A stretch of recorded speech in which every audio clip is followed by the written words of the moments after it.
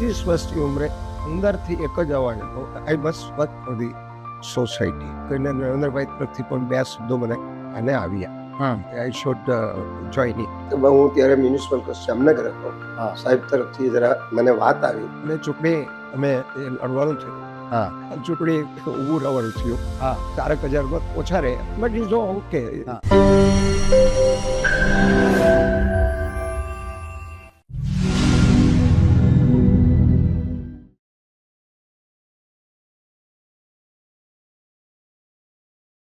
રવિન્દ્રનાથ ટાગોર અને ઝવેરચંદ મેઘાણીને યાદ કરીએ. અસ્તા જાતા રવિ પૂછતા અવનીને, અસ્તા જાતા રવિ પૂછતા અવનીને, સારસો કોણ કર્તવ્ય મારા. સાંભળી પ્રશ્નએ સ્તબ્ધ ઊભા સૌ, મોં પડ્યા સર્વના સાવ કાળા. તે સમયે કોળિયું એક માટી તણું, ભીડને કોક ખૂણેથી બોયલું, મામૂલી જેટલી મારી ત્રેવડ પ્રભુ, એટલું સોંપજો તો કરીશું. નમસ્તે, હું જયેશ વાછાણી આવકારું છું સબને ઉમા ટોક્સમાં. આજે ઉમા ટોક્સમાં આપણી સાથે વાતો કરવા માટે ઉપસ્થિત છે શ્રી B.H. ઘોડાસરા સાહેબ. શ્રી B.H. ઘોડાસરા સાહેબના નામ અને કામથી આપણે સૌ સુપરિચિત છીએ, છતાં આજે આપણે એમની સાથે એમના જીવનની અતરંગ વાતો કરીને એમની પાસેથી માર્ગદર્શન મેળવીશું. કેમ છો સાહેબ? જી બસ આપણે ઉમા ટોક્સમાં અમે આવકારીએ છીએ. થેન્ક યુ સાહેબ, આપથી આપણો સમાજ અને આપ સૌ પરિચિત છીએ, જી. છતાં પણ આજે આ ઉમા ટોક્સના માધ્યમથી તમારી સાથે અમે વાતો કરીને આપની પ્રેરણા અને માર્ગદર્શન મેળવવા માંગીએ છીએ. જી. સૌથી પહેલા શરૂઆત કરીએ આપનું બચપન, વતન, આપનો પરિવાર, આપનું શિક્ષણ, આ બધાને થોડી અમને વાતો કરીને કહો કે આપની એ સંઘર્ષમય સફર ક્યાંથી શરૂ થઈ. આમ તો મારું જે વતન છે એ દેપાડિયા ગામ, પડદરી તાલુકો, અને જૂના વખતમાં એ દ્રોણ સ્ટેટનું ગામ હતું. મારો જન્મ 18-10-50 થઈ ગયો. બરાબર. અને એ વખતે પરિસ્થિતિ ખેડૂતોની ગ્રામ્ય વિસ્તારમાં એટલી બધી ખરાબ અને ગરીબાઈ પણ હતી. અને ગામમાં સ્કૂલ પણ નહીં. ફાધર ખેતીવાડી કરતા. આખા ગામની અંદર પરિવારની તો વાત ઠીક છે, પણ આખા ગામમાં કોઈ ભણેલું નહીં. મારા એક સરપંચ હરિશંકર દવે હતા, બરાબર, કે ભટજી જાણતા હતા. બરાબર. અને યોગાનો પરમાત્માની કૃપાથી 1955માં પ્રાથમિક શાળા દેપાડિયામાં ખુલી. મારી ઉંમર લગભગ 5 વર્ષ જેટલી હતી. મારા પિતાશ્રીએ મારા મોટા ભાઈ જે 11 વર્ષની ઉંમર હતી એમને અને મને, કારણ કે ગામના બધા છોકરાઓને પહેલા ધોરણમાં 5 થી 10, 11 વર્ષ સુધીના ને અમારે દાખલ થયા. બરાબર. યોગાનું એક બહુ અમારા જુગતરામ રાવલ સાહેબ છે, મારા ગુરુજી, આજે પણ યાદ કરું છું, કે બહુ ખાસ વિદ્યાર્થીને શિક્ષણ આપવામાં અંગત કાળજી લેતા. રાત્રિ વર્ગો પણ ક્યારેક એક્સ્ટ્રા પણ કરતા.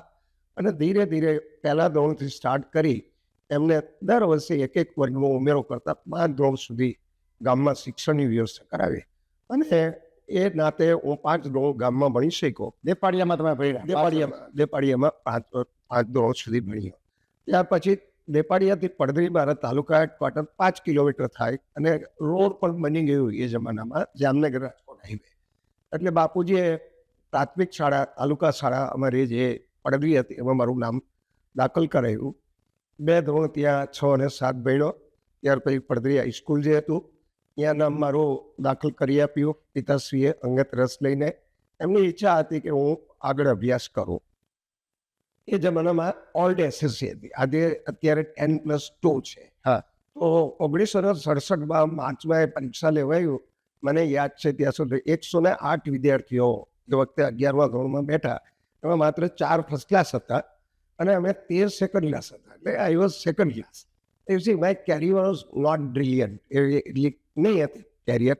એના કારણમાં એ હતું કે શનિવારે લગભગ સ્કૂલે ન જતો, ખેતીવાડીમાં કામ કરવાનું. રવિવાર તો સહજ રીતે રજા હોય. એટલે પરિવારની ખેતીમાં તમે એમાં મદદરૂપ હતા? પૂરેપૂરો મદદરૂપ થતો. ખેતીવાડીના નાના મોટા બધા ઓપરેશન્સ, આ તે બીજું ત્રીજું, વાવણી કરવા સિવાય બધા ઓપરેશન્સ મેં કરેલા. અભ્યાસ કરતા. તમે સૌથી મોટા સંતાન? અમે સંતાનમાં પિતાશ્રીના મેં 4 ભાઈ, મારાથી 2 મોટા ભાઈ. અચ્છા. મારો ત્રીજો નંબર, એક નાના ભાઈ, અને 3 બહેનો. બરાબર. પણ ઘરની અંદર એ જમાનામાં કોઈ મળેલા નહીં હતા. બરાબર. મારા મોટા ભાઈ મારી સાથે બેઠા હતા. એ 4 ધોરણ પડી અને મોટા ભાઈને સેકન્ડ નંબરના હતા, એમાં મદદ કરવા માટે સૌથી મોટા ભાઈ એ ઉઠી ગયા, ડ્રોપ થયા. પણ હું માતાજીની કૃપા, ઈશ્વરની કૃપા વગર જે કંઈ કોઈ જગ્યાએ ફેલ થયા વિના એમના મેટ્રિક સેકન્ડ ક્લાસ થયો અને એ લાયકાત હતી જ. હા કદાચ જો હું નાપાસ થયો તો મને ખ્યાલ છે હા. કે મને ઉઠાડી લીધો કે ભાઈ ખેતીમાં તમે પડી જાઓ. બરાબર છે બરાબર. એટલે મેટ્રિક થયા 26% હાઈસ્કૂલનું રિઝલ્ટ હતું. એ વખતે 4 જે અમારા ફર્સ્ટ ક્લાસ વિદ્યાર્થી મારા મિત્રો જ હતા. હા. મારો 4થો 5મો ક્રમ લગભગ રહેતો હાઈસ્કૂલમાં. મને કે તું સાયન્સ કોલેજમાં આવો, સાયન્સ સારું છે. કયા કારણથી સારું છે કે મેડિકલમાં જવાય ને એન્જિનિયર થવાય ને આવી બધી. મેં કીધું સારું, કંઈ વાંધો નહીં. પર્સન્ટેજ ઓછું હતું, 50.5% માર્ક્સ, એટલે કંઈ નોંધપાત્ર પ્રગતિ નહોતી એસએસસીમાં. એસએસસીમાં. બરાબર. એટલે અહીંયા કટક સાયન્સમાં એ વર્ષે આપણી રાજકોટ નજીક પડે પણ 58% ગયું. ઓછો પર્સન્ટેજ હતું. મોરબી હું ગયો સાયન્સ સાયન્સ કોલેજ. ત્યાં એડમિશન ચાલુ હતું. નવી થયેલી 1965માં કોલેજ હતી. મને કે already we will give you admission. એટલે એડમિશન ત્યાં મેં લીધું. ત્યારે એ જમાનામાં પ્રી સાયન્સ હતું. એટલે મોરબી તમે પ્રી સાયન્સ શરૂ કર્યું. મોરબી ને સાયન્સમાં પ્રી સાયન્સ શરૂ કર્યું. પ્રી સાયન્સમાં 55% માર્ક્સ આવ્યું. એ વખતે એન્જિનિયરિંગમાં ક્રેશ થયું એડમિશન. પણ મારું એલ્જીબ્રા ને જોમેટ્રી ક્લેરિટી ને અંક ગણિત બહુ સારો, 100માંથી 100 આવતા. બરાબર. પણ હું મારી મર્યાદાઓ પર જાણતો. એટલે મેં કીધું હવે એન્જિનિયરિંગમાં આપણે આપણું કામ નથી, આપણને મજા આવે એ વિષયો આપણે ફાવતા નથી. હા. એટલે બી ગ્રુપ લીધું. બી ગ્રુપમાં 65% ફર્સ્ટ યર બીએસસીમાં આવ્યા. લગભગ 72% એ વખતે મેડિકલમાં ગયા હતા. બરાબર. ત્યાર પછી તો સ્વાભાવિકપણે બીએસસી કરવાનું થાય. હા. તો શું થાય, બીએસસી પછી બીએડ કરીએ, ટીચર થાય, બીજું થાય, આવી બધી વાત હતી. પણ ક્યાંય મન એમાં લાગતું નહોતું. બરાબર.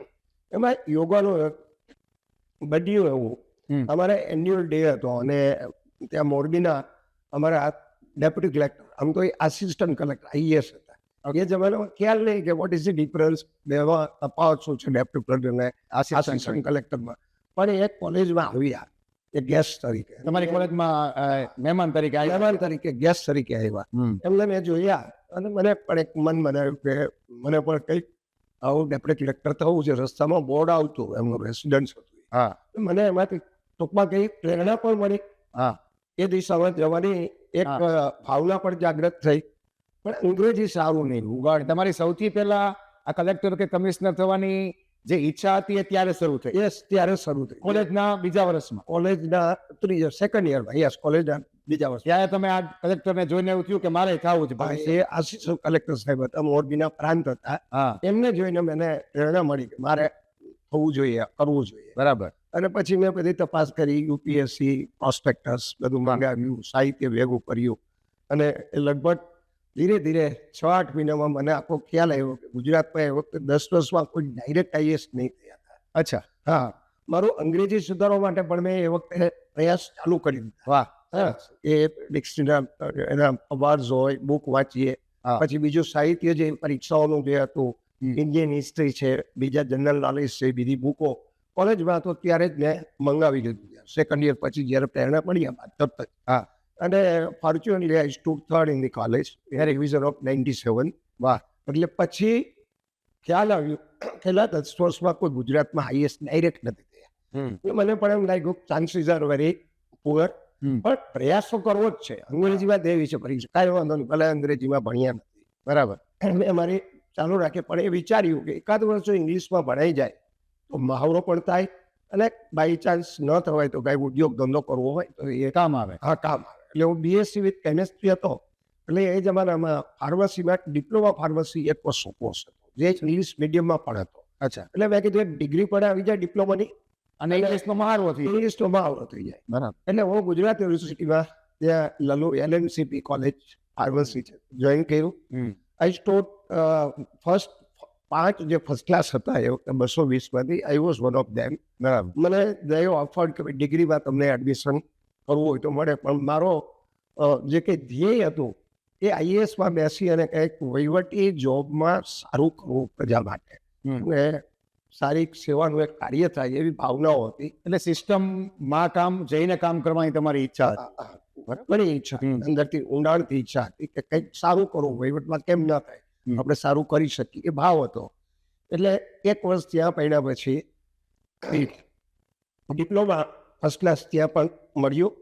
ત્યાર પછી એક આપણા સરબદર ગામ છે પડદરી તાલુકા, સરબદર. એ મારા માસીબા હતા, એમને કીધું કે ભાઈ હરિભાઈ છે એ આઈએસ છે, એમના દીકરાને મને મોકલા સાથે ગાંધીનગર ગયા, એમને મળ્યા. હરિભાઈ એ વખતે અંડર સેક્રેટરી હતા, સો એ વોઝ ડાયરેક્ટલી રિક્રુટેડ ડેપ્યુટી કલેક્ટર હતા.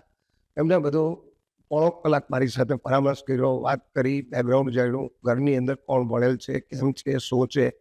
મને એને પછી સજેસ્ટ કર્યું કે ભાઈ દિલ્હીમાં SN દાસગુપ્તા કોલેજ છે, Y don't you go there. મને કે બહુ ભાઈ તમે ત્યાં જાઓ અને બહુ સારી કોલેજ છે, તો તમને ઘણું બધું જાણવા શીખવા મળશે કોમ્પિટિટિવ પરીક્ષાની તૈયારી માટે. બરાબર એટલે એ વખતે મેં બધી સર્ચ કરી અને ત્યાં પણ હું 4 મહિના દિલ્હી પણ જઈ આવ્યો. બરાબર અને પછી 74માં જે વિષયો લેવાના હતા, કારણ કે શરૂઆતમાં તો આપણને જ્ઞાન ના હોય, એટલે એમ લાગે કે મને આવડશે. હા. મેં ફિઝિક્સ લીધો લોમાં, પણ ફિઝિક્સ તો 5 પેપર જે એ કોર્સ ભણવું જોઈએ ભણ્યો નહોતો. બરાબર પેપર આપ્યું, અમે BSc કેમેસ્ટ્રી હતા. BSc વિથ કેમેસ્ટ્રી હતો, સબસિડિયરી મારો ફિઝિક્સ હતો. હા. તો ફિઝિક્સનું પેપર આવ્યું, હમ. એમાં હાર્ડલી 35% માર્ક્સ આવ્યું, ગયું 200માંથી 70 માર્ક્સ આવ્યું. બરાબર એટલે તારા નો ચાન્સીસ નક્કી થયું. બરાબર પણ કેપેસિટીમાં તો બેઠા ઓલરાઈટ મારે બેસવું છે.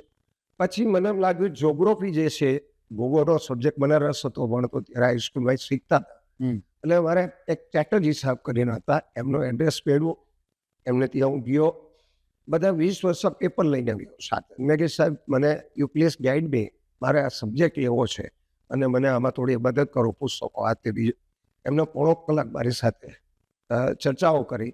પછી મને એમ કીધું ભાઈ બેટા આ તો બહુ અઘરું છે, MA પાર્ટ 1નું આવે છે, તું ભણ્યો નથી. હા. મેં કીધું I will work four sir 15 hours, કે ડાયજેસ્ટ કિतना कर सकेगा. બરાબર છે. પછી એમને મને જે કે સૂચન કર્યું કે why don't you appear for GPSC છે, એમાં પણ વર્ગ 2 વર્ગ 1ની જગ્યાઓ સારી છે. હા. So you was the first person અચ્છા ટુ સ્પીક હા ટુ અપિયર ફોર GPSC. હા તમે UPSC ની તૈયારી માટે ગયા હતા, વધારે પણ ચટર્જી સાહેબે તમને કીધું કે GPSC માં જવાય. GPSC માં જવાય. બરાબર જી સર, કઈ વાંધો નહીં. હું એકાદ મહિનો અહીંયા આવ્યો, રાજકોટમાં 1 મહિનો રહ્યો, અને મને બહુ ગર્વ છે કે આપણા જસાણી સાહેબ એ વખતે હેડ ઓફ ડિપાર્ટમેન્ટ જોગ્રાફીના હતા. અચ્છા એમને પણ 2-3 સાહેબના ત્યાં બંગલે પણ ગયો, થોડું ડિસ્કસ, પુસ્તકો, ઘણું માર્ગદર્શન આપ્યું. બીજા અમારા વેકરિયા સાહેબ હતા, હમ. એમને કીધું ગુજરાતીમાં ભાઈ હું કરાવીશ, ઇંગ્લિશ નહીં ફાવે પણ તમે. મેં કીધું સાહેબ મને પુસ્તકો બતાવો. હમ. અને હું ધીરે ધીરે અહીંયા એ પુસ્તકો, સમુદ્રશાસ્ત્ર અને physical geography, India with world reference to, ઘણું બધું અંદર આવે. હા. MA પાર્ટ 1 સુધી BA જ્યોગ્રાફી કેટલું અહીંયા તૈયાર કર્યું. હા. અને than I went back to Ahmedabad. બરાબર ત્યાં કોચિંગ સેન્ટર પાછા જોઈન્ટ કરીએ, હોસ્ટેલમાં રહેતો. હમ. અને એક કુલદીપ શર્મા જે એડિશનલ ડાયરેક્ટર જનરલ ઓફ ગુજરાતના હતા, રિટાયર્ડ, અમે વિવે બેચમેટ. બરાબર પણ કુલદીપની કારકિર્દી સાહેબ એને ત્યાં ઇંગ્લિશ મીડિયમમાં થ્રુ આઉટ ભણેલા. બરાબર અમે બે એક જ વખતે પરીક્ષામાં બેઠા. સો he was selected in IPS, I was not selected. બરાબર GPSCમાં અમે બંને સાથે બેઠા. સો I was selected class 2 taluka development officer મામલતદાર, અને ડીવાયસ ક્લાસ 1. કુલદીપ સાહેબ જે હતા એ ડીવાયસ મારા પછી એનું રેન્ક. બરાબર પણ ઘણીવાર આવું કોમ્પિટિટિવ પરીક્ષામાં થોડું ઇસે ચાન્સ ઓફ લિટલ બિટ લક પણ જે કહીએ, હા અધરવાઇઝ હી વોઝ બ્રિલિયન્ટ છે. હા but his rank was after મી, મારા પછી નંબર. બરાબર પણ ફોર્ચ્યુનેટલી સિલેક્ટેડ ઇન IPS. પછી એ જોઈન IPS. હા. અને મને તો ખાસ કરીને લોકોની સાથે રહીને કામ કરવાની પહેલેથી ઈચ્છા હતી. અચ્છા એટલે તમે TDO સિલેક્ટ કરી. TDO સિલેક્ટ કર્યું. ઇન બિટવીન 73માં બેંકની જોબ મળી ગઈ. ઓર્ડર આવ્યો 1 ઓક્ટોબરે સુરત જવાનું. ઘરે પરામર્શ કર્યો, મારા ઉપર બધું છોડ્યું. એટલે GPSC ની રિઝલ્ટ આવ્યું પહેલા તમને બેંકમાં જોબ આ બેંક મળી ગઈ હતી, બેંકમાં જોબ મળી ગઈ હતી. આ કેશિયરની જોબ હતી. તમે લઈ લીધી જોબ, એ પછી જતી કરી. જતી કરી. એમાં મારા ઉપર છોડ્યું હતું. ઘરે આવ્યો, પાછો તો અમદાવાદ ગયો. 2-4 દિવસથી ઓર્ડર મનની અંદર એમ થાય કે IAS અઘરું છે, નહીં સિલેક્ટ શું થશે. ઓર્ડર આવ્યો. પછી 4-5 દિવસ થયા પછી હું, કારણ કે I was not કોન્સન્ટ્રેટિંગ on my work. હા પછી મેં ઓર્ડર હતો ફાડી કચરા ટોપી નાખીને પાછો બેસી ગયો. બરાબર આ હકીકત છે. એટલું અડગ તમે હતા. આ એટલો જે કહીએ હા. મને જે થવાનું હશે એ થશે. હા. આ વસ્તુ તમારું ટાર્ગેટ હતું GPSC અથવા UPSC. GPSC મેઇનલી UPSC હતું, પણ GPSC it was a by product જે કહીએ, હા હા કઈ વાંધો નહીં. પણ એનીવે, અને EPSC અને GPSC જુલાઈ અને સપ્ટેમ્બર મહિનામાં હું બેઠો પરીક્ષામાં, અને રાજ્યની અંદર ડીવાયએસ મારું 7મા ક્રમે હું પસંદ થયેલો. DYS માં તમે સિલેક્ટ થયા. સિલેક્ટ થઈ ગયેલો, ઓર્ડર પણ આવેલો.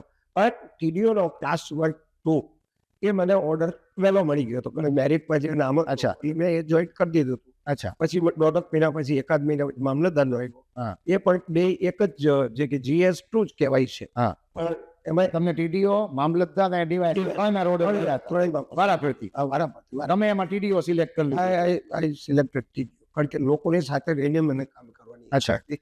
તો તાલુકા DYSP ક્લાસ 1 હોવા છતાં. Despite that A hmm. Class 1 હતો. ચાન્સીસ જે છે કે IPS 8 વર્ષમાં થઈ જાય વાત, અને એમાં આઈ વોઝ નોટ ઇન્ટરેસ્ટેડ. મને તો લોકોનું કામ થાય એમાં વધારે થોડો રસ કરવું છે. હા. અને બજેટ પણ વિકાસનું ત્યાં TDO તાલુકા ડેવલપ ઓફિસર આઈ જોઈન. આ TDO માંથી તમે જોઈન થયા EQ સાહેબ. એ હું મારા જે 21/3/77 TDO તરીકે જોઈન થયા. એમાં 5 મહિનાની અમારી ત્યાં ટ્રેનિંગ જે હોય, હા. જે કહીને એજ્યુકેશનલ ટ્રેનિંગ, અને 5-6 મહિનાનું પ્રેક્ટિકલ ટ્રેનિંગ, એ મને જામનગર સુપરન્યુમરમાં મૂકેલો. અને પછી મારું પહેલું પોસ્ટિંગ ઉતિયાળા થયેલું. એવું અચ્છા. 8મી માર્ચ 9મી માર્ચ 1978 TDO તરીકે જોઈન. 1978 એ તમારી વહીવટી અધિકારી તરીકેની આખી કારકિર્દી શરૂ થઈ કારકિર્દી અને છેલ્લે કમિશનર તરીકે તમે નિવૃત્ત થયા મ્યુનિસિપલ કમિશનર જામનગર. જામનગર તરીકે. આ જે ટેન્યોર છે તમારો વહીવટી અધિકાર તરીકેનો, એડમિનિસ્ટ્રેટિવ ઓફિસર તરીકેનો, એમાં તમારા કોઈ અનુભવો, કોઈ એવા દાખલારૂપ કોઈ એવી પોસ્ટિંગ કે જેનાથી અમને કંઈક જાણવા મળે? મને એમ લાગે છે કે તાલુકા વિકાસ અધિકારી તરીકે, ઉતિયાળા તરીકે બહુ સારી કામ કરવાની મને બહુ મજા આવી, આનંદ આવ્યો. લોકો પણ માયાળો પ્રેમવાળા. મારે 1 થી 7 ધોરણ શિક્ષણનું કાર્યક્ષેત્ર આવતું હતું, છતાં મારા મિત્રો જે સરપંચો આગેવાનો હોય એમાં અમે એ જવાનો મને યાદ છે કે ઈશ્વરિયા ગામ છે, હા. વિકનભાઈ ઓડેદરા, બહુ નોબલ સરપંચ અમારા હતા. મને કે સાહેબ હાઈસ્કૂલ કરવી છે, અમને 2 રૂમ આપો. એ બધું ગોઠવી મેનેજ કરીને એ વખતે પ્રાથમિક શાળામાંથી ફાજલ કરીને આપ્યા. બીજા રૂમો મેં બીજા બનાવી આપ્યા ત્યાં. એ જ પ્રમાણે ચૌટા ગામ છે, ત્યાં પણ 100% બક્ષીપણની વસ્તી, ત્યાં પણ ચાનાભાઈ એમને પણ મેં વાત કરી, એમને પણ મદદ કરેલી હાઈસ્કૂલ ચાલુ કરવામાં. અને જે કહીએ મૈયારી, બહુ મોટું ગામ, ગેડ વિસ્તારના 14 ગામોમાં, ત્યાં કોઈ એક પણ હાઈસ્કૂલ નહીં. 7 ધોરણ એ જમાનામાં પ્રાઇમરી 7 સુધી હતું, પછી ડ્રોપ આઉટ થાય. એ વ્યક્તિ પૂજ્ય મોહન સાહેબે એ કાર્ય ઉપાડેલું. એમાં પણ કંઈક નાનું મોટું સહયોગ કરવાની એક તક મળી. બરાબર. પૂજ્ય મોહન સાહેબ સાથેના સંસળો એકદમ અમારા એ પહેલા MLA બિનહરીફ ચૂંટાયેલા, એ મિનિસ્ટર પણ રહ્યા. બરાબર. બહુ સુંદર કામ એમને જે કર્યું, બરાબર. તો ત્યાં પણ થોડું યોગદાન કંઈક ને કંઈક કરી શીખા. આ મને જ્યાં સુધી ખ્યાલ છે, પોરબંદર તમે કલેક્ટર હતા ત્યારે તમારે શિક્ષણ સાથે અને સમૃદ્ધિ યોજના સાથે થોડું વધારે કામ કરવાનું બન્યું. જે ખાસ કરીને શિક્ષણના આપણા માતાજીનું જે મંદિર જે બનાવ્યું છે, એના પ્લોટ મને યાદ છે ત્યાં સુધી 1976માં ગનીભાઈ ઓડિયા તાલુકા વિકાસ અધિકારી જામજોધપુર હતા. બરાબર. કારણ કે મારી 3 મહિનાની પ્રેક્ટિકલ તારીખ જામજોધપુર હતી. બરાબર. એક વખત અમે ગનીભાઈ બનકે આપણે ગોડા સાહેબ જવું છે, અને શિક્ષક નાઇટ રાત્રિના અમે ગ્રામસભા પણ કરેલી. ત્યારે મનસુખભાઈ વડાડિયા એ આપણા તલાટી હતા ગામના, બહુ સજ્જન માણસ. બરાબર. ત્યાર પછી આપણી સંસ્થામાં મેનેજર વર્ષો સુધી સેવાઓ આપી. બરાબર. એટલે 76થી મને 77થી જે વસ્તુનો ખ્યાલ હતો કે આપણું મંદિરનું કાર્ય અહીંયા કરવા જઈ રહ્યો છે સમાજ. અને ત્યારથી પછી હું TDO ઉતિયાળાથી બદલીને ધ્રોળ આવ્યો, ધ્રોળથી હું જોડિયા ગયો. મારી તાલીમ ત્યાં આપણી તરસાઈ પ્રેમજીભાઈ ફળદુ આપણા સરપંચ હતા પરિવારના. એટલે મારું જમવાનું ત્યાં ગામડામાં તો હોટલ કશું હોય નહીં. એટલે પછી એકદમ નજીકનો સંબંધ. એક વખત એમનો ફોન આવ્યો કે ગોરા સાહેબ, આપણે માતાજીનું મંદિરનું કાર્ય ત્યાં થાય છે સિદ્ધસર, જે મને ખબર હતી. હા. તો ફંડ માટે જરા ધ્રોળ જોડિયામાં હું ઓળખતા નથી. મેં કંઈ વાંધો નહીં, આવો. મારે ત્યાં આવ્યા રવજી બાપા, પૂજ્ય રવજી બાપા માકડિયા, એ પણ આપણા વળી સમાજ ઘણું બધું કાર્ય. અને પ્રેમજીભાઈ બંને રોકાયા 6-7 દિવસ. અમે ગામડામાંથી લગભગ એ વખતે 50,000 રૂપિયા જોડિયા તાલુકાના 10-12 ગામોમાંથી આપણને ફાળો પર સહયોગ સારો મળ્યો. બરાબર. એટલે એ નાતે મને મંદિરમાં ક્યાં તક મળી ત્યાં થોડી કામ કરવાની અગાઉ પણ તક મળી. પૂજ્ય મોહન બાપા માકડિયા એ પણ આ ફળોના મંદિર જે બનતું હતું, રવજી બાપા અને મોહન બાપા માકડિયા બંનેનો હું જે મને ખ્યાલ છે એ પ્રમાણે બહુ વિશેષ ફળો રહ્યો છે. બરાબર. વડીલોનો. એટલે એમની સાથે પણ નાતો બંધાયો. ત્યાર પછી જોડિયાથી મને બઢતી મળી. બરાબર. અને મને ભરૂચ ડેપ્યુટી DO તરીકે મૂકો. 4 વર્ષ ત્યાં હું ડેપ્યુટી DO રહ્યો. અને સપ્ટેમ્બર 88માં જામનગર આવ્યો. બરાબર. એટલે જામનગર પણ મોહન બાપા સાથે, રવજી બાપા સાથે વડીલ તરીકે મારે તરફ નાતો હતો. અને 90માં ધરમભાઈ વાત્સળિયાને 1 જુલાઈ મળવાનું થયું પહેલી વાર. અચ્છા 1990 તમે મળ્યા. 1992 કારણ કે હું જામનગર હતો, એક હા. કામ માટે ગયો હતો. મને કે સાહેબ આપણે છાત્રાલય કંઈક બનાવવું છે, આપણે દીકરીઓને તકલીફ છે. પછી બધું સમજાવ્યું, વાત કરી. કારણ દ્રોણ જોડી અને ભૂગોળ ને બધું આપણા ભાઈઓ સાથેનો પરિચય, હા પડદરી મારો વતનનો તાલુકો, હા અને એક હાલારી કડવા પટેલ સમાજના ધરમભાઈ પ્રમુખ હતા. એક જામનગરના 12 ગામ, બીજા કુલ 76 ગામનું સંગઠન. બરાબર એટલે સમજાવીશ, પેઇડ વર્ક કરી અને અમે 1990 ની મિટિંગમાં પહેલી વાર હું ગયો. બરાબર બહુ મનન કર્યું, ચિંતન કર્યું કે ડેપ્યુટી કલેક્ટર જેવી જગ્યા ઉપર હોય અને સમાજની વચ્ચે જઈએ, બેસીએ, કામ કરીએ તો અન્ય સમાજો ક્યાં દ્રષ્ટિકોણથી તમને ઉલવે. બરાબર પણ મને એવું લાગ્યું હા કે મારું અંતરાત્મા જે છે એ પાયસ છે. હમ. આઈ એમ working for all sections of people. બરાબર તો વાય શુડ વી સ્કેર? આપણે હા. શું કામ ચાલવું જોઈએ? આપણે આ કાર્ય, ઉમદા કાર્ય કરવાનું છે. બરાબર અને એ વખતે આપણી લગભગ 250 દીકરીઓ, ત્યાં લગભગ 200 દીકરીઓ MD મહેતામાં હોસ્ટેલમાં હતી. જામનગર નહીં, ત્યાં ધ્રોળ. અને બીજી એક ફૈબાની સંસ્થા આપણી હતી ત્યાં જોડિયા. એ બે થઈને લગભગ 300 દીકરીઓ પાટીદાર સમાજની 4 તાલુકાની કદાચ છાત્રાલયમાં રહેતી. બરાબર મને એમ લાગ્યું કે જો આ સંસ્થા આપણે બધા ભેગા થઈને કરી શકીએ, હા. અને હું પણ અંદર આવી જાઉં, તો એ ધીરે ધીરે 300 દીકરીઓ અહીંયા આવે તો ત્યાં ખાલી જગ્યા થાય તો અન્ય સમાજની દીકરીઓ પણ અંદર એમાં પ્રવેશ કરી શકે હા તો એ દ્રષ્ટિએ આ ઉમદા કામ છે. અને એ કામમાં જોડાયા અને ધીરે ધીરે મારા જોબની સાથે સમાજના કામમાં પહેલવેલા. બરાબર 1990 થી 1990 થી તમે સમાજ કાર્યમાં જોડાયા. સમાજના કાર્યમાં હું જોડાઈ. પછી આજે સમૃદ્ધિ યોજનાની વાત છે, એ વિચાર ક્યાંથી આવ્યો? એ ખાસ કરીને જે તે વખતે અમારે જે દ્રોણ સંસ્થા બનાવવાની થઈ તો 10,000 રૂપિયા ફંડ હતું માલારી કરવા પટેલ સમાજ પાસે. હા તો ફંડ ભેગું કરવાનું હતું. એ તો હું ટીડીઓ તરીકે 78 થી કરતો આવતો હતો. મારો એક જોબ જ હતો અને આઈ know how it is two B collected, કેમ કરવું. બરાબર એટલે પછી નક્કી કર્યું કે ભાઈ 1200 કર્મચારીઓ નક્કી કર્યું, થોડા પૈસા તમે આપો, એક બેઝિક પગાર આપો. ખેડૂતોને કીધું તમે થોડા આપો, 500, 1000, 2000 જે કે એમ કરીને બધું અમે સ્ટાર્ટ કર્યું. જયરામભાઈ, હું, બીજા અમારા ઘણા, એટલે મુરબી મોહન બાપાને અમે રિક્વેસ્ટ કરી હા અમારા ધ્રોળ જોડિયાના આગેવાનો સાથે લઈ જઈ કે બાપા પ્રમુખ તો આપે જ થવું જોઈએ, તમારે માર્ગદર્શન આપવું જોઈએ, તમારો અનુભવ છે સમાજનો. બાપાએ એ વાત સ્વીકારી. એટલે મોરબીથી પછી OR પટેલ સાહેબ પણ હતા પૂજ્ય. હા. એ વગર મારે પણ એ તમારા પરિવારજન છે. મારા સસરા, he is as good as my father. હા અને he was also interested કે લોકોનું કાર્ય જે થાય સારામાં સારું કરવું જોઈએ જીવન. હા બરાબર પછી મુરબી પોળભાઈ આપણા ફિલ્મ માસરવાળા એ પાછા રવજી બાપાને એમના વેવાવેલા હતા. એ નાતે પોળભાઈને પણ મારે હા. પહેલી વાર હું મળ્યો. એ પણ ઉમદા માણસ, સમાજ માટે બહુ જબરજસ્ત કાર્ય કરતા હતા. હા એટલે એમ કરી અને ધીરે ધીરે મારે સમાજે મારા ઉપર ટ્રસ્ટ બનાવવાનું છોડ્યું હતું. એ ટ્રસ્ટ સારું બન્યું હા. અને ધીરે ધીરે દ્રોણની અંદર પણ બધું સારું થયું. એ દ્રોણના અનુભવમાંથી હું શીખ્યો બરાબર કે કોઈ કાર્ય કરવું હોય તો we have to channelise all the powers.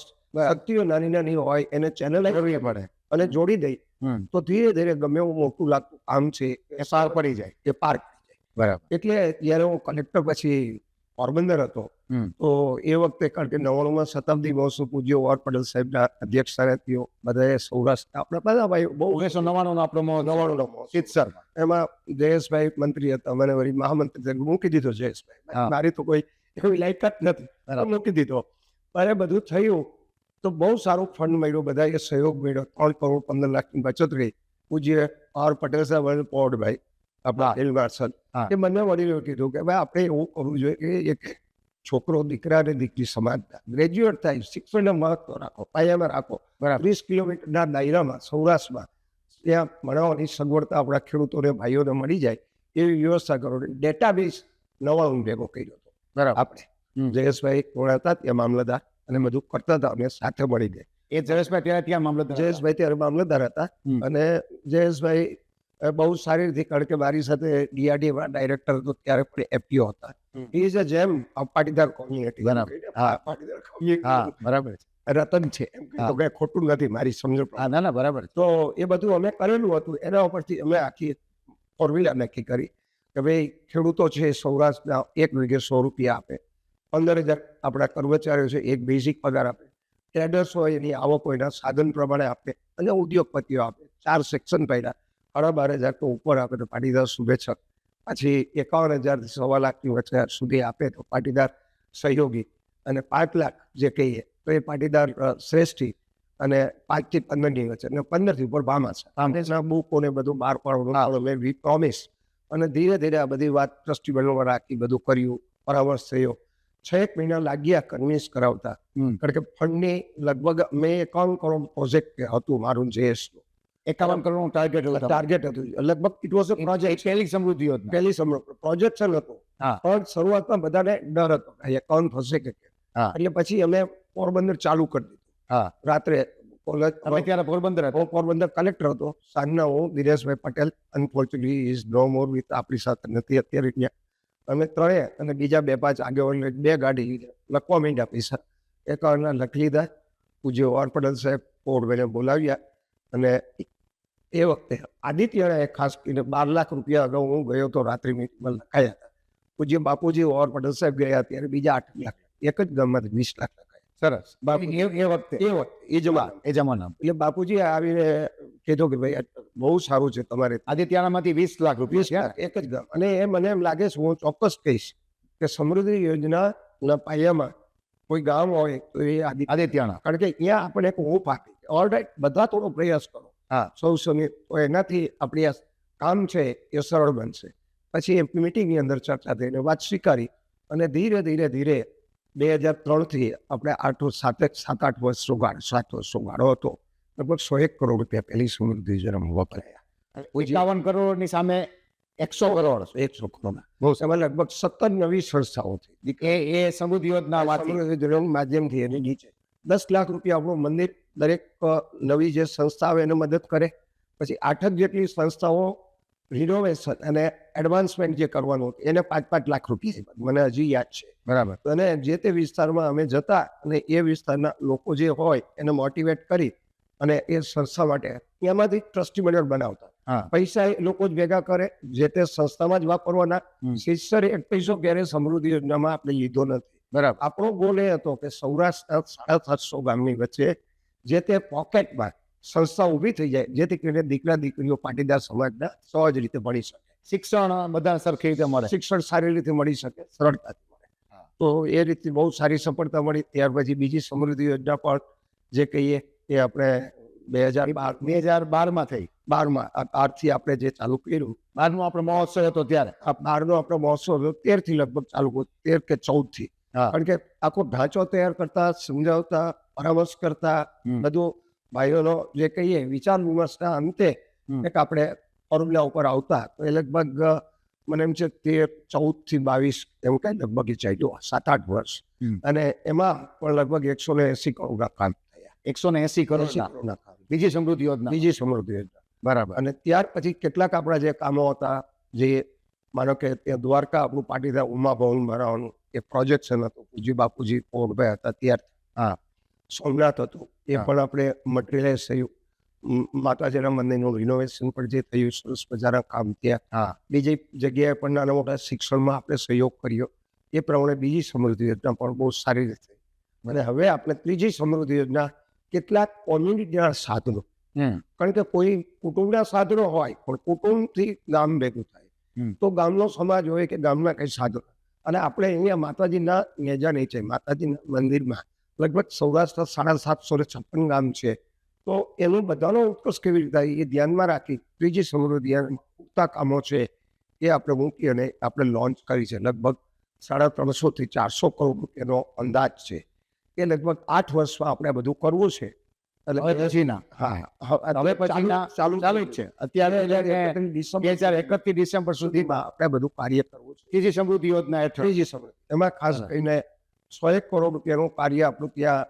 ગાંધીનગરમાં દીકરા અને દીકરીઓની જે હોસ્ટેલ બનવાની છે એ કાર્ય છે માતાજીના મંદિરનો જે છે સમા કાંઠાનો જે આખો ફેઝ જે છે અહીંયા ઈશ્વરિયામાં આપણી જે જગ્યા છે એમાં પણ આપણે કંઈક કરવાનું છે અહીંયા જે ગોવાની છાત્રાલય છે એમાં પણ અત્યારે તૂટી ગયું છે જે છાત્રાલય એના પણ થોડું નવેસર કરવું પડશે એટલે આ બધા પ્રોજેક્ટને આપણે ત્રીજી સમૃદ્ધિ યોજનામાં સમાવેશ સમાવેશ કરેલા છે અને સરસ મજા ત્રીજી સમૃદ્ધિ યોજના આગળ વધે એ માટે આપણે બધા પ્રયત્નશીલ છીએ. અને બધાનો સહયોગ આપણે જોઈએ છીએ way request all to support because કમ્યુનિટીના કામ ત્યારે જ થાય બધા ઓછા અંશે સહયોગ આપે અને સામાજિક જવાબદારી પણ આપણું હોય છે દાયિત્વ હોય છે એટલે આઈ રિક્વેસ્ટ ઓલ ભાઈ આપણે મદદ કરીને આ એક કાર્ય સુપેરે થઈ જાય હરિદ્વારમાં પણ અત્યારે આપણો પ્રોજેક્ટ ચાલે છે, લગભગ 40-45 કરોડ રૂપિયાનો. હમ. બધું બાંધકામ થઈ ગયું છે, એકાદ વર્ષ લાગશે આવતા દિવાળી ઉપર.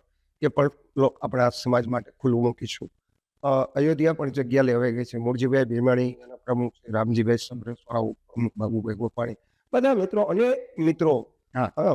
એ કાર્ય કરી રહ્યા છે. સરસ સાહેબ, તો આપણે સમૃદ્ધિ યોજના 1, 2 અને 3 ની સરસ મજાની વાતો કરી. જી અને અત્યારે તમે કીધું એમ સમૃદ્ધિ યોજના 3 ચાલે છે જી અને એમાં બહુ મોટા પ્રોજેક્ટો અને કામો થઈ રહ્યા છે. થઈ ગયા છે. મને વચ્ચે યાદ એ આવ્યું કે તમે જ્યારે વહીવટી અધિકારી તરીકે હતા અને ત્યારે કમિશનર હતા, રાજકોટના મ્યુનિસિપલ કમિશનર, જી એ વખતમાં તમે રાજકારણમાં જવા પસંદ કર્યું હતું.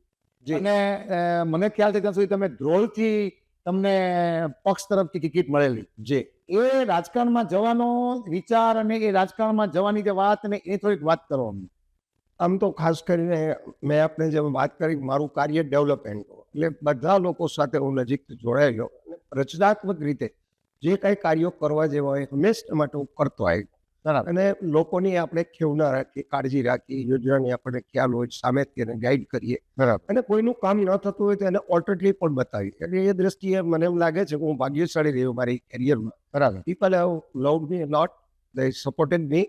એટલે મારું જે કામ ને ત્યાં 4 વર્ષ હું ટીડીઓ હતો, પછી 9 વર્ષ જામનગરમાં હું રહ્યો. એટલે સ્વાભાવિકપણે અહીંયાથી કોઈ મોરબી શ્રી નરેન્દ્રભાઈ આપણા મુખ્યમંત્રી હતા અને મને ગર્વ છે, આનંદ છે કે એમની સાથે 6 વર્ષ મેં કલેક્ટર તરીકે સાહેબ સાથે કામ કર્યું. ભાઈઓએ કીધું હશે કે ભાઈ સાહેબને 2, 2.5, 3 વર્ષ બાકી છે. હા. સાહેબ ચૂંટણી લડાવો, અનુભવ છે તો કંઈક કરીએ. એટલે એ નાતે ત્યાંથી એ વાત થઈ. હા. અને ખાસ કરીને નરેન્દ્રભાઈ તરફથી પણ 2 શબ્દો મને આને આવ્યા, આઈ શુડ જોઈન ઇટ. બરાબર. હું એમનો ખૂબ આભારી છું. He has motivated me also. અને મને એક ગર્વ છે કે આજે આપણે નરેન્દ્રભાઈ જેવા દેશના વડાપ્રધાન મળ્યા છે. સરદાર સાહેબ પછી 50 વર્ષે ગુજરાતમાં આવો વ્યક્તિત્વ આપણને મળ્યું. All round development.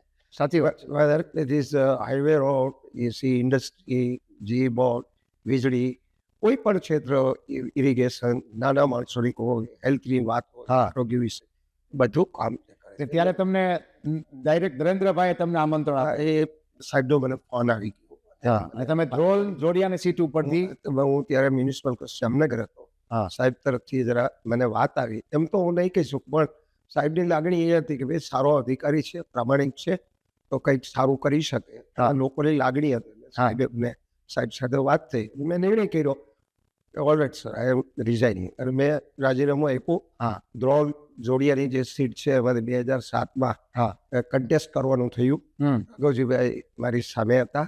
એ પણ કોંગ્રેસમાંથી. એ પણ મારા મિત્ર હતા. અને એમનો ફેબ્રુઆરી 2007માં હું કલેક્ટર સાબરકાંઠા સામેથી ફોન આવ્યો, સાહેબ એ ચર્ચા થાય છે ધ્રોલ જોડિયાની, તમારી સામે મારે ચૂંટણી લડવી તો હું કાલાવડ જતો રહું. મેં ના પાડી હતી એ વખતે. પણ વાત એ મુદ્દો બન્યો કે નરેન્દ્રભાઈની થોડી વાત આવી, 2 શબ્દો, આઈ કેન નોટ ઇગ્નોર. બરાબર સાહેબ, કારણ કે એવું વ્યક્તિત્વ, વી આર ફોર્ચ્યુનેટ ઇનફ. હું તો એવું કહું, આખા દેશના આપણે બધા ભાઈ બહેનો એ ફોર્ચ્યુનેટ છીએ, આપણે નસીબદાર છે આવું વ્યક્તિત્વ આપણને નેતૃત્વ મળ્યું છે. તે થોડા દિવસો હતા, 3-4 અઠવાડિયાના. અને ચૂંટણી અમે લડવાનું થયું. ચૂંટણી ઊભું રહેવાનું થયું. 4,000 મત ઓછા રહ્યા, but is okay. It was not a question of defeat or victory, because કે કંઈ એમાં લેવાનો કોઈ હંમેશા માટે એવો મારો સ્વભાવ નથી. ત્યારે તમે કહો છો કે એ વિસ્તારમાં બધા તમને ઓળખતા, તમારું કામ સારું, તમારું નામ સારું, અને પછી રાજકારણમાં જઈને પણ સારા જ કામ કરવાના હતા. કોર્સ છતાં 4,000 મતથી આપની હાર થઈ. તો એ વખતે આપનું મનોમંથન શું હતું?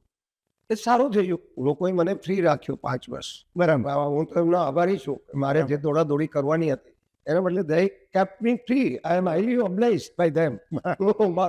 કારણ કે મારે તો કશું લેવાનું તો છે નહીં. બરાબર. છતાં મેં એક નિર્ણય મેં કર્યું કે MLA કોઈ અમારા બીજેપી પાર્ટીના નહોતા. દર અઠવાડિયે સોમવારે હું 11 થી 2 2 વાગ્યા સુધી ત્યાં ધ્રોળ લોકોને 5 વર્ષ સુધી જતો, એના કામ હોય તો એના માટે. બપોર પછી 3 થી 6 હું બાદરા જતો. અમારા જોડિયા એ વિસ્તારના લોકોના કંઈ કામ હોય એ હું કરતો રહ્યો. અને પછી નરેન્દ્રભાઈ મને 2011માં ગુજરાત રાજ્ય બોર્ડના ચેરમેન તરીકે પણ. અચ્છા, 2011માં તમે ચેરમેન થયા? 22મી ફેબ્રુઆરી 2011. એસટી બોર્ડના. એમાં કેટલો વખત તમે કામ સરસ કર્યું? એમાં લગભગ 3.5 વર્ષ મને કામ કરવાની તક મળી. બહુ સરસ. એ વખતે ગુજરાત રાજ્ય એસટી બોર્ડ જે છે એ લગભગ 405-400 કરોડ રૂપિયાનો લોસમાં હતું. સેકન્ડલી બ્યુરોક્રસી જે અમારું જે કેડર હતું એ ડિમોરલાઇઝ જે કહીએ બહુ દે વેર not rather responsible to the people. હમ. નાણાકીય બહુ સંકડાશ હતી, હમ. અનેકવિધ પ્રશ્નો હતા અને નિરાશાનું એક આખું વાતાવરણ હતું. અહીંયા તમે રિવાઈવ કર્યું. એકાદ મહિનો મેં આખો અભ્યાસ કરી અને 3 એપ્રિલે હું ન ભૂલતો હતો 2011માં, કારણ કે હું આખું સ્ટ્રક્ચર હું પહેલાં સમજો કે હેડ ઓફિસ, એની નીચે અમારા ડિવિઝનો 16 અને ડિવિઝનની નીચે ડેપો હોય. એટલે મેં મનોમન વહીવટના એક વ્યક્તિ તરીકે કે એક ડેપોમાંથી મારે 5-6 વ્યક્તિને તૈયાર કરવા, બરાબર. એને મોટિવેટ કરવા, એના દ્વારા જ કામ તો અલ્ટિમેટલી આપણે લેવાનું હોય. બરાબર છે. એટલે 3 મહિનાની અંદર રાજ્યના લગભગ 700 ઓફિસર્સ હતા. આઈ મેડ the dialog, I try to make them understand, સમજાવવા કોશિશ કરી અને બધા નાના મોટીની મુશ્કેલી હતી એ નોંધ કરી અને ધીરે ધીરે એનો ઉકેલ લાવતા ગયા. અને ધીરે ધીરે પ્રોડક્ટિવિટી જે વધી, દાખલા કે એ વખતે લોકલ બસ 134 કિલોમીટરનું અંતર કાપતી 8 કલાક. હમ. એ અમે પ્રોડક્ટિવિટી બહુ ઓછી કહેવાય મારી સમજણ પ્રમાણે. એટલે પહેલા વર્ષે એ બધું ઝુંબેશ ચાલી 164 કિલોમીટર અમે પહોંચી શક્યા. 134 માંથી 164. બરાબર. બીજા વર્ષે લગભગ 185 કિલોમીટર પહોંચ્યા.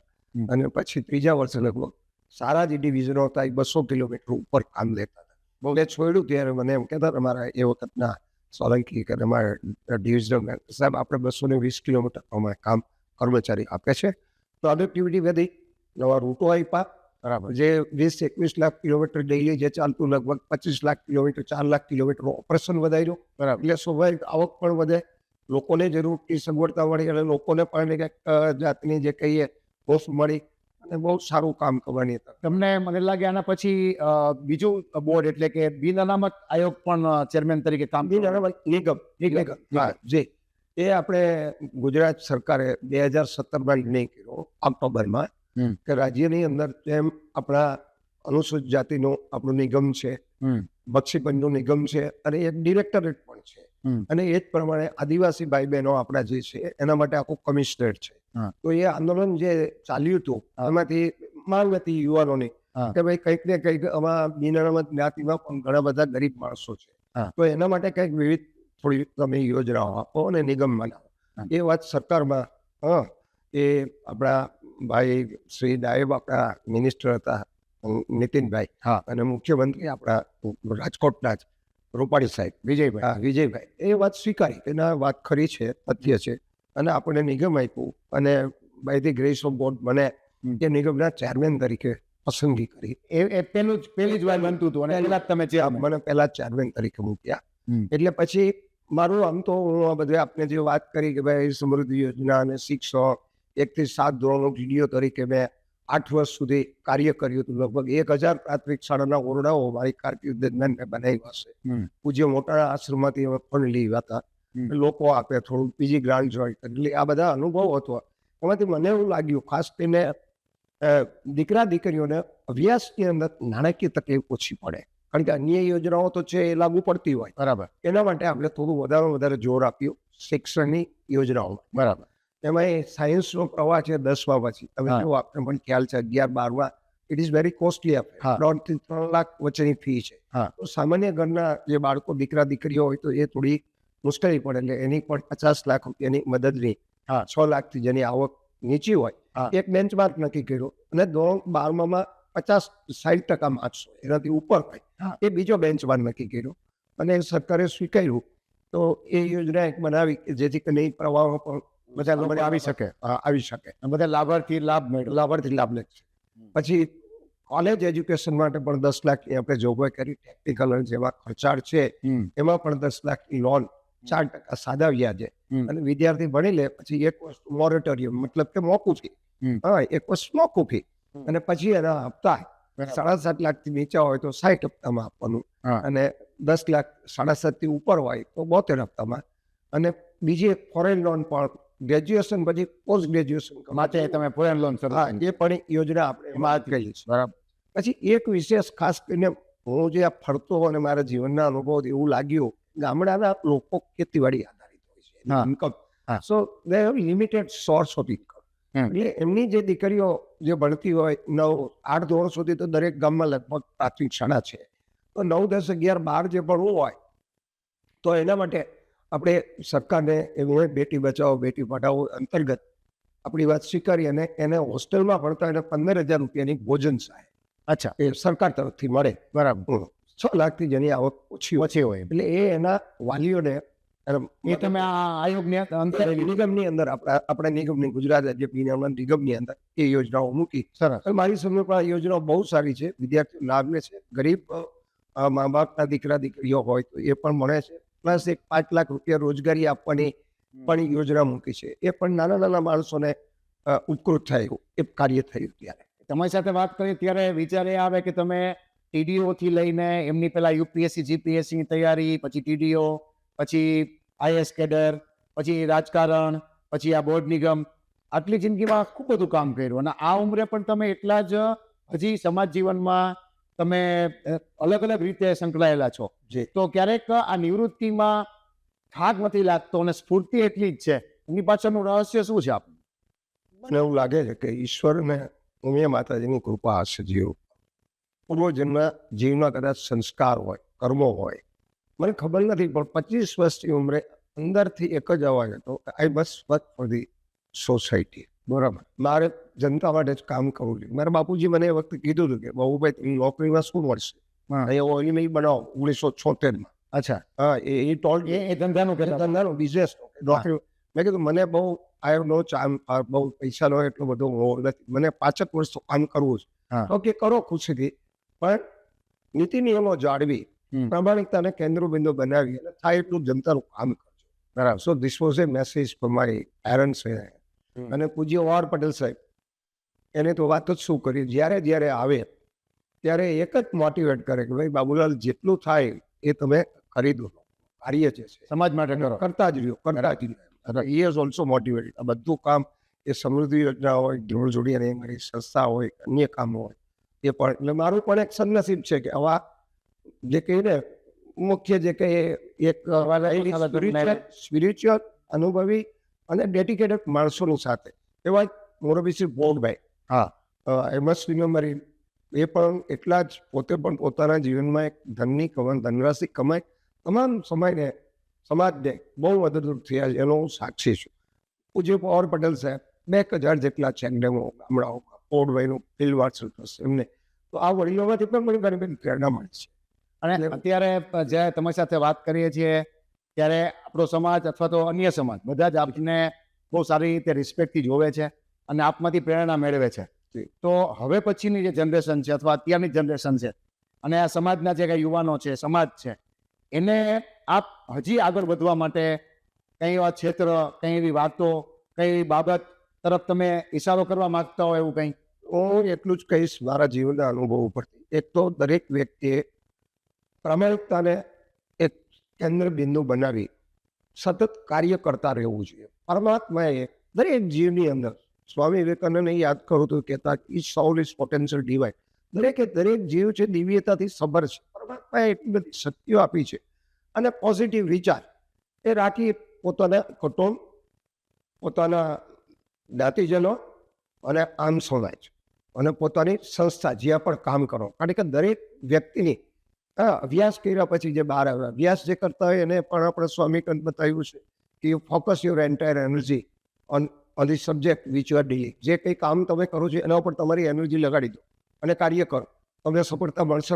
વિદ્યાર્થી હોય તો અભ્યાસની અંદર એ લીન થઈ જાય, એ એનું કર્તૃત્વ છે.